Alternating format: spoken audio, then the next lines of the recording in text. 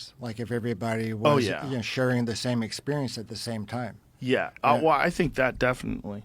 And definitely the possibility of a completely universal language, especially if we can enhance our brains. So if what they're talking about with Neuralink is, multiple steps of use, right? Multiple steps of the way they're going to have this. First, they're going to use it for people that are disabled. Like we had the guy in here was the very first Neuralink patient. Oh, very cool. It was very cool. He plays video games, and he's like his eyes are like an aimbot. So wherever he looks at, it shoots. Because like he can move his eye instead of hand-eye coordination. It's just eye coordination. So he knows exactly. So it's like instantaneous visuals on things. So he's like really good at video games with this, and that's better than not having that. So he plays better with the Neuralink than a person like myself would with just hand-eye coordination. So you would imagine that if it can do that better, the next thing it's going to be able to do is restore vision, and if they can restore vision and then they can create artificial eyes, you can have things like night vision, you can have thermal imagery, you're going to be able to do things with your eyes that a biological eye can't do. And we might get to the point within, our lifetime or our grandchildren's lifetime where people get rid of their eyes really quick because your eyes are bullshit. Like your eyes don't even see through walls. Like what are you, these stupid fucking biological eyes? And then the next thing you know, you've got something that enhances your brain and gives you complete access to the internet instantaneously, just through the mind, just through this implant and through the mind. And then everybody gets together and says, listen, I would like to learn Swahili. I'd like to learn Portuguese and Chinese. I don't have the time. No one has the time to learn 190 languages or whatever there are out there. Why don't we all just create one universal language? Would you think people would want that? I don't think leaders would want that. Yeah, because it would lead to, everybody talking with everybody else. I don't think Russia would be down with that. They'd probably censor it. Well, there was a time, back in, the Tower of Babel. Everybody spoke one language, one tongue. Yeah, and look what they did. They just built a big tower, and God looked down and said, they have one language and one tongue, and look at what they do. What do you think?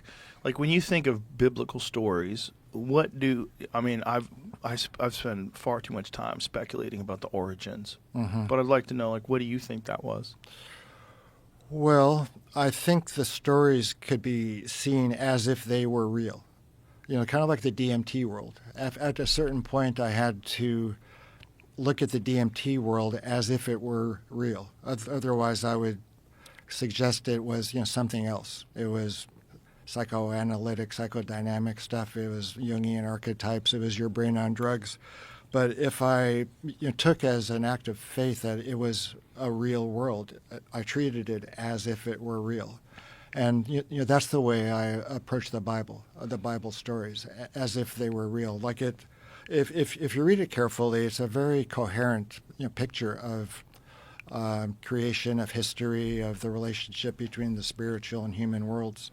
And if you just enter it rather than interpret it as something else, then it starts opening up in a way that is quite interesting. Like, for example, the flood, or for example, the Tower of Babel. Yeah.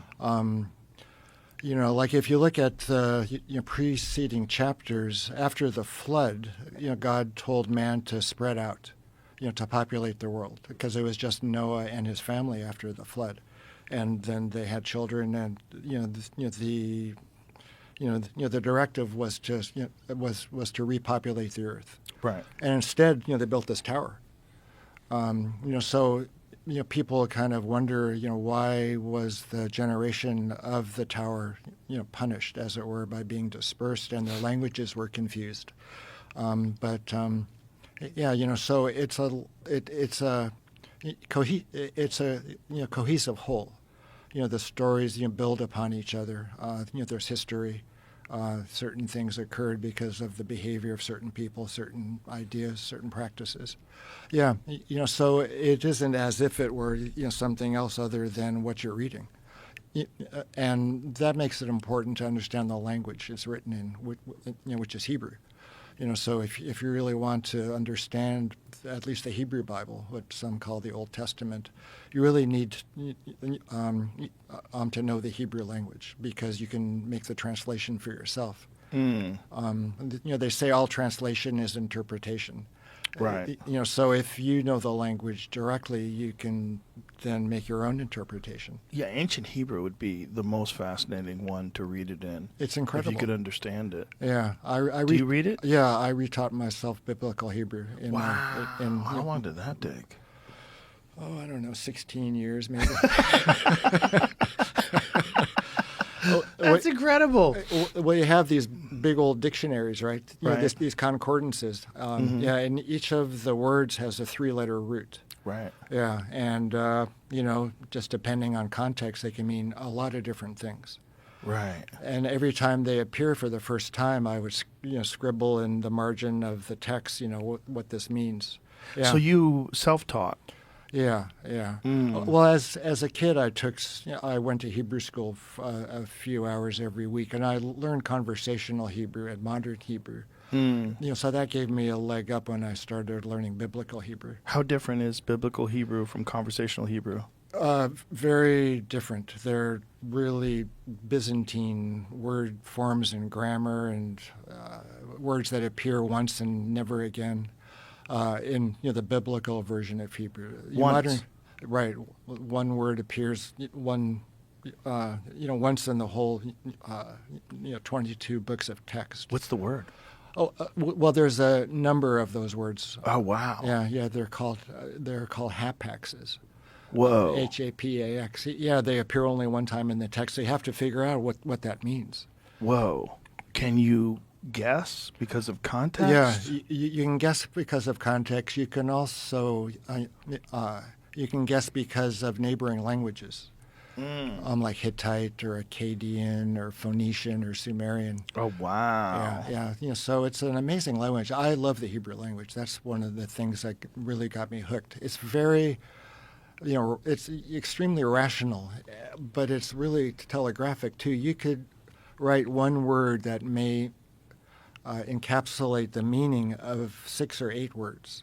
You could put together a biblical Hebrew word, for example, that might say, I found, let's see, boy, I'd really have to think that through, but you can combine a lot of ideas in one single word.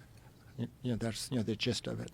So when we're thinking about the world and we're using words, we're confined by the way the English language interprets the world. Exactly. Yeah, and that's one of the things I loved learning about biblical Hebrew is the grammatical forms open a window to parts of reality that just are ignored all of the time. There's a notion of the reflexive tense, which means you're doing something to yourself. So, for example, you might say, I sat down, or I sat myself down. And I sat myself down is the reflexive. I sat down is what's called the perfect.